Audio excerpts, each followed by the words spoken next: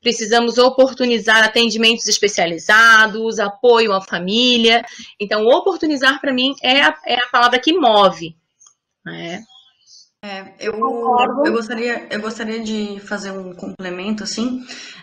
Uma coisa que eu tenho visto bastante, assim, e tenho refletido um pouco, é em relação à intuição moral. Porque quando a gente pensa que essa pessoa tem que ser estimada na sociedade, né? Porque eu quero que essa pessoa tenha autoestima, eu quero que as pessoas estimem ela. A gente tem que pensar o quanto eu estou intuindo de mim naquela pessoa. Porque às vezes eu estou colocando nela uma noção de normatização, uma perspectiva de formato, né? Que você usa a palavra formatação, acho uma palavra muito legal para usar, porque é exatamente isso, você quase coloca uma norma da ABNT, né? Como é que aquela pessoa tem que ser. Você tem que ser assim, você tem que ter tantos metros de altura. E como é que essa família tem que ser? Essa família tem que ser porto seguro, mas não tem que ser o excesso. Essa família tem que ser não sei o quê, mas não pode não sei o quê. Sabe, sempre tem esse conflito, que eu acho que é muito, muito importante falar desse sentimento, porque dentro de viver diferente, de ser diferente, né, que todos somos, existe uma dificuldade, uma impaciência das pessoas de tolerarem essa diferença, e essa minha forma diferente de ser formatada. E eu acho importante, até um comentário que mandaram pra gente, eu acho fantástico vocês abordarem essa vivência da família. É algo que não se fala tanto, mas é extremamente importante. E assim, Mônica, o que você pensa sobre isso, assim, colocando o teu espaço de fala? Eu acho que aqui tem muita coisa interessante e concordo totalmente com a Lisiane e com a Maria Salomé, só que tem uma coisa que muito cobrado pela gente mesmo, quando o filho não se coloca, não verbal. Então, é óbvio que a gente vai fazer uma projeção, tudo bem, mas de vez em quando, e aí a Maria Salomé falou como é que a gente projeta isso, né? É difícil, porque pelo menos eu tenho muita censura comigo mesmo. Mas vem cá, será que eu não estou forçando a barra? O que ela pensa realmente a respeito disso? Esse limite entre o que eu estou projetando e o respeito pela individualidade do filho que eu questiono. Porque isso me incomoda, entendeu? Porque às vezes eu fico pensando assim, será que eu não estou projetando só, que eu não estou forçando? Mas aí vem aquela leitura corporal, né? Eu acho que a Maria Salomé também foi por aí, né? A leitura corporal. Eu volto a ver o filho com a leitura corporal, o olhar, o sorriso. A Lisiane conhece muito bem a Natália há muitos anos, que é a minha filha. A gente vai indo por aí para tentar respeitar. Agora, eu só gostaria de fazer só um espaço. Eu acho que isso a gente faz a maior parte do tempo. Mas, de vez em quando, não é só perguntar se eu posso ajudar o outro, né, como a Maria Salomé colocou, mas acontece que eu não estou percebendo, porque eu não estou no momento bom. Gente, aí é que a gente fica pensando. Porque quando a gente vai envelhecendo, e aí é um tema muito interessante, porque a gente envelhece junto com o filho, ele envelhece mais rápido que a gente. E o que acontece? Nós duas estamos num processo de envelhecimento, ela acelerado e o meu normal. E o que acontece com isso? Eu começo a confundir um pouco a forma com que eu lido com alguns desejos dela, algumas necessidades. E também um pouco mais cansativo em algumas atividades. Eu estou colocando um pouco exagerado, mas só para a gente entender. Então, eu não posso falar de todos os deficientes, embora eu tenha uma boa circulação na PAI, a gente discute bastante, mas eu estou falando de um caso específico da minha situação, da minha filha, e como eu vejo criticamente isso, do cuidar. Às vezes, a gente se cobra comportamentos que estão por aí. Tem que ser uma mãe dedicada, não pode falar nada para você. Mônica, tu vai sair, mas ia absorver a Natália. Entenderam? Então, aí tu te desequilibra um pouco, porque como é que tu mantens uma boa emocionalidade? Fazendo uma troca com o meio, concordam? Uma troca com as relações, e elas ficam bem dificultadas. Com certeza. Tem que se falar mais nisso, sabe? Eu gostaria de mais espaço para que a gente não cuidasse só da questão, acho importantíssimo. A Maria Salomé falou de uma questão da pessoa que fica deficiente, e aí ela tem uma visão anterior, né, da vida dela. Mas e aquele que não construiu? Quem sabe fica a dica aí, Milena, para o segundo webinar, né? Quem sabe a gente propõe aí mais uma parceria, né? Eu acho que o que nunca sentiu a diferença, ou seja, que foi sempre carregado, digamos assim, desse problema, também podemos avaliar através da sua emoção. Não é só avaliar, é sentir. Eu queria que o verbo sobressaísse aqui é o sentir. Eu ter a capacidade de olhar para aquela pessoa, adulta ou criança, ou já numa evolução, e sentir em que é que, não é só perguntar o que é que eu posso ajudar, mas sentir naquilo que posso ajudar. E às vezes é não ajudar. Agora, isso tem que ser sentido. A percepção que eu tenho, se estou ou não a ajudar aquela pessoa a reabilitar, fazendo por ela. Esta questão que colocou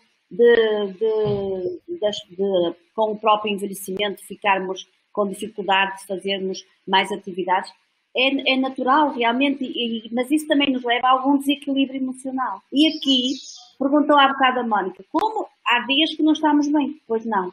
E ninguém dá ao outro aquilo que não tem. Ou seja, mas não tenho que me penalizar por isso. Eu tenho que pegar aqui no estado emocional, isto é um estado emocional que é a aceitação. Eu tenho que aceitar. Eu chego ao final do dia e disse, olha, refilei com este paciente, eu não devia ter mais paciência, refilei. Eu tenho que me perceber, tirar a lição, não fiz aquilo que eu deveria ter feito, posso até entender não fui correta, mas tenho que me perdoar, porque senão fico agarrada àquilo e não consigo evoluir para amanhã não fazer a mesma coisa. Ficando agarrada, há a tendência para repetir o estado emocional. Então eu tenho que me perdoar e pensar, realmente eu não fiz bem, eu tenho que aprender pela ação que eu fiz, ou que não fiz neste caso, ou pela forma incorreta de o fazer, e só assim é que eu vou repetir, porque eu não consigo, se eu não interiorizar o que fiz menos bem, eu não consigo corrigir e vou estar sempre a fazer. E as pessoas que fazem sempre a mesma coisa é porque não tomam consciência de que não foi a forma mais correta. Seja ela em que perspectiva for. E isto é trabalhar as nossas emoções. Eu vejo isso, Maria Salomé, muito dentro do nosso planejamento pedagógico. Né? O profissional, ele traça metas, ele alinha estratégias para conseguir alcançar esse objetivo, e muitas vezes quando a gente não consegue alcançar o objetivo, a gente tem que repensar que se de repente a estratégia não estava adequada, ou se de repente o indivíduo não estava preparado ainda para aquele objetivo que a gente propôs, a gente tem que retroceder na questão do objetivo para poder capacitar ele para estar pronto para o próximo passo. E muitas vezes o problema não está com ele, o problema está conosco, né? De não saber oferecer ou a melhor opção, ou da forma... Ou o melhor momento. Com certeza, com certeza. Então, dentro do nosso olhar pedagógico, quando a gente propõe, intervém, avalia essa intervenção, reorganiza a próxima ação, fecha muito com o que tu acabou de trazer, né? Dentro dessa perspectiva pedagógica, dentro desse olhar habilitatório e reabilitatório. Porque o que eu penso? Nós que trabalhamos com a deficiência intelectual, nós ficamos ali numa briga entre o que é processo de habilitação, de ensinar uma habilidade, de conseguir trazer ganhos para essa pessoa, mas muitas vezes, dentro do processo de envelhecimento, que é a nossa área, minha área específica de atuação, ela já vem trazendo as questões do próprio envelhecimento, de perda, né? Então a gente fica nesse linear, habilitando, reabilitando, mantendo habilidades, ganhando novas habilidades, porque a gente precisa manter essa pessoa ativa, porque pensamos realmente na qualidade de vida, né, no bem viver, que eu aprendi com a Soraya, né, fantasticamente, esse bem viver da pessoa com deficiência.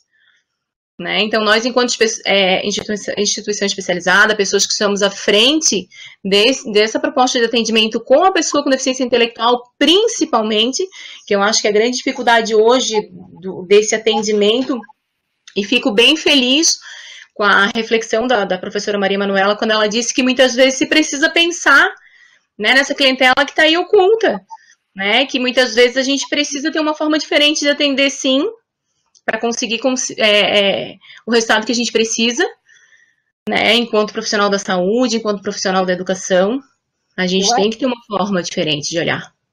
Tu falasse na Maria Manuela, adorei quando ela fez aquela colocação da cadeira de rodas. Também nunca tinha pensado. Tu acredita que eu não pensei nisso? Eu tinha pensado nisso. Até conversei com a psicóloga da minha filha, estava conversando sobre isso. Olhem só, eu saio com a minha filha de carro, tá? Saio, faço as compras, procuro higienizar e tudo, mas ela também tem que ver o mundo, né?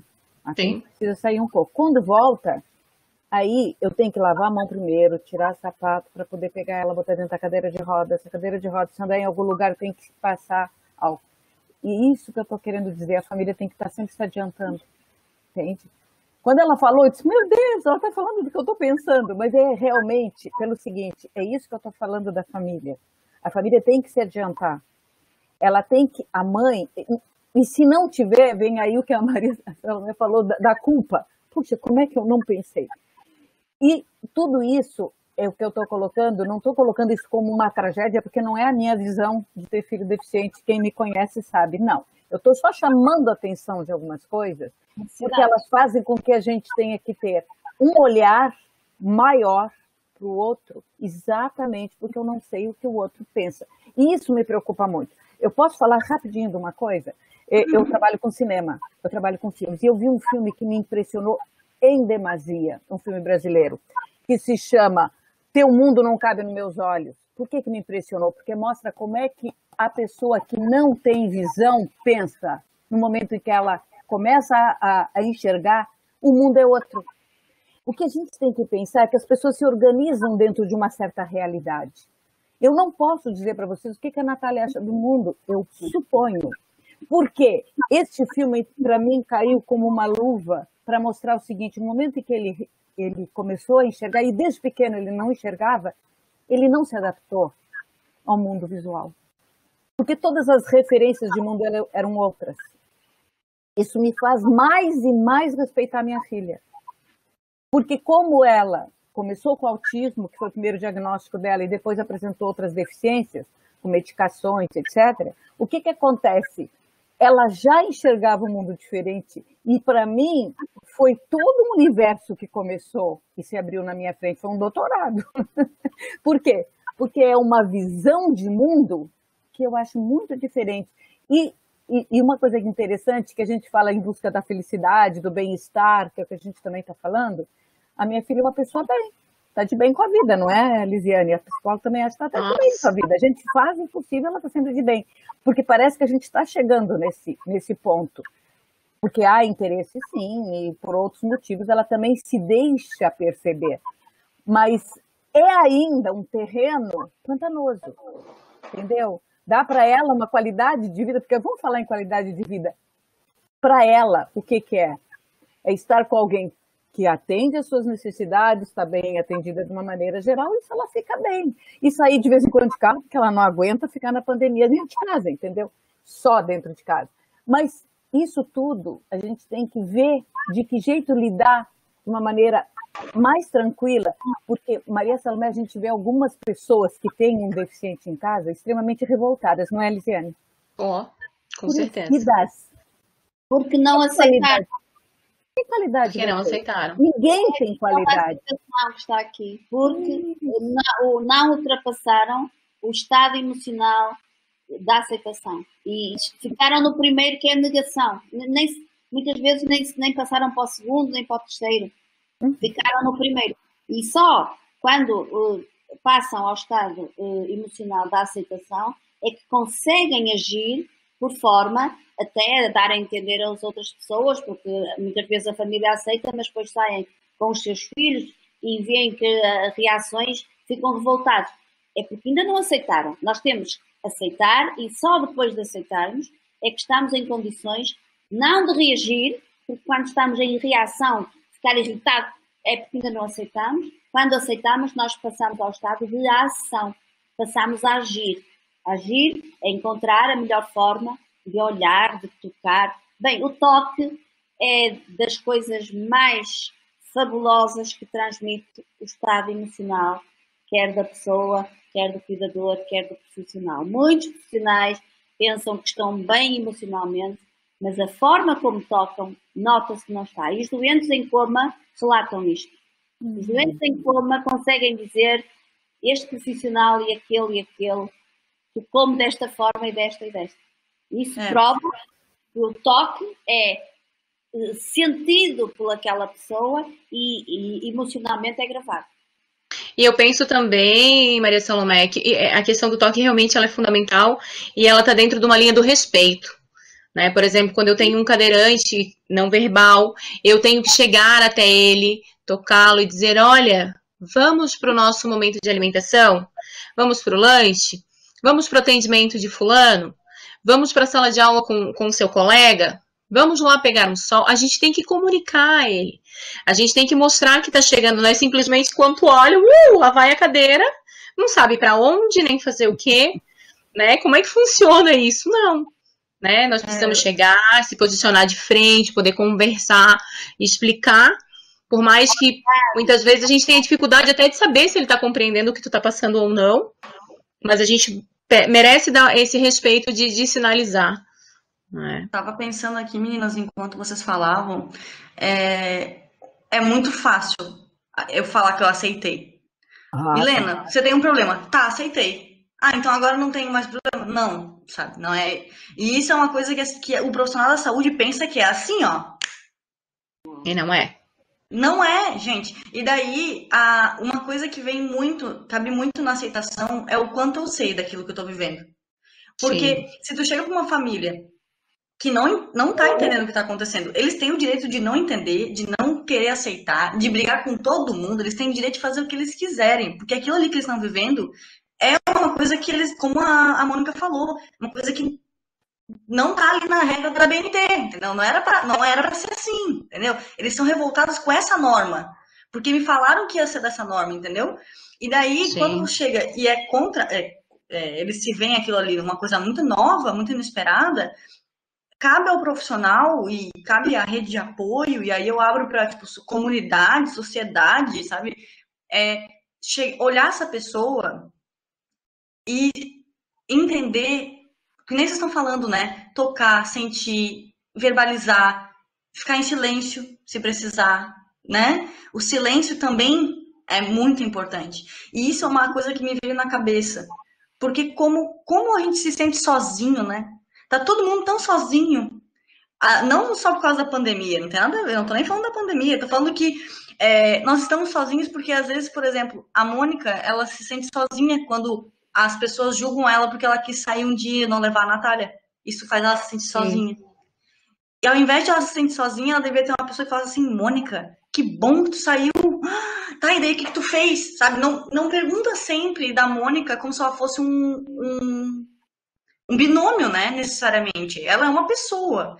E eu acho que isso, quando se fala... Daí a Mônica talvez pode até não concordar comigo, eu acho ótimo se não concordar, mas eu acho que existe essa necessidade de a gente ficar formatizando, assim, como que essa família tem que ser. Essa mãe tem que se dedicar a horrores. Se não fadigar, a mãe não tá bom. Esse pai, às vezes até a gente acha que não precisa se esforçar muito, depende da família, né? Então, assim, eu acho que tem muitas essas esferas de estigma. Eu queria começar a incomodar vocês um pouquinho com essa questão do estigma social, do super cuidado ou do não cuidar nada, assim. Vamos entrar nessa linha de pensamento. E tem um discurso que é assim, eu aceito, eu adoro o deficiente, fica falando comigo e a menina tá ali do lado, fala com ela. Para que ela não responde? Entenderam? A invisibilidade, tu tá junto? Sim. E tu é invisível? Então, existe estigma sim. No meu caso, o pai é totalmente ausente, porque quando viu o problema se mandou. E o problema é o seguinte, eu acho que as pessoas não pensam que vai pegar o problema, pegar entre aspas, tá? Já aconteceu de uma pessoa dizer assim, eu não sento do lado da Natália porque pode pegar o problema dela em mim. Como se deficiência intelectual pegasse, sabe? Em plena atualidade, né? Dermatite de contato.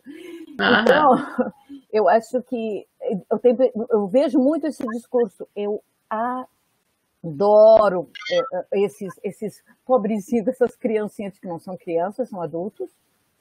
Não tem que adorar, tem que aceitar e respeitar.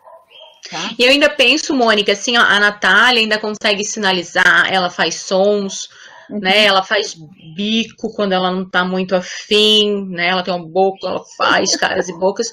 Ela ainda consegue trazer essas inquietações dela.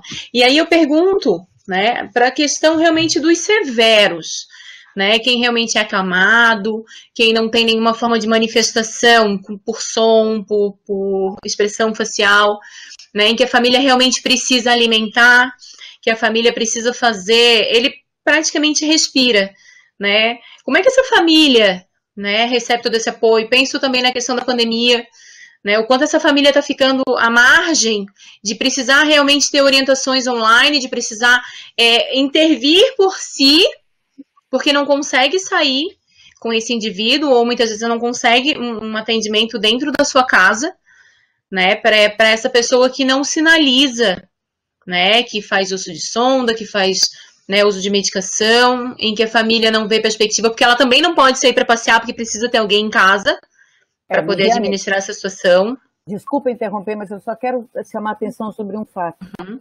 A maioria dessas pessoas que fica com esses mais deficientes, mais dependentes, não tem condição econômica de pagar ninguém para ficar. Porque uma coisa que a gente não falou, mas que é importante a gente pensar um pouquinho, a família que tem um deficiente intelectual muito dependente não consegue um emprego ou uma tarefa, principalmente a mãe, que ganhe o suficiente para pagar alguém para lhe dar um apoio.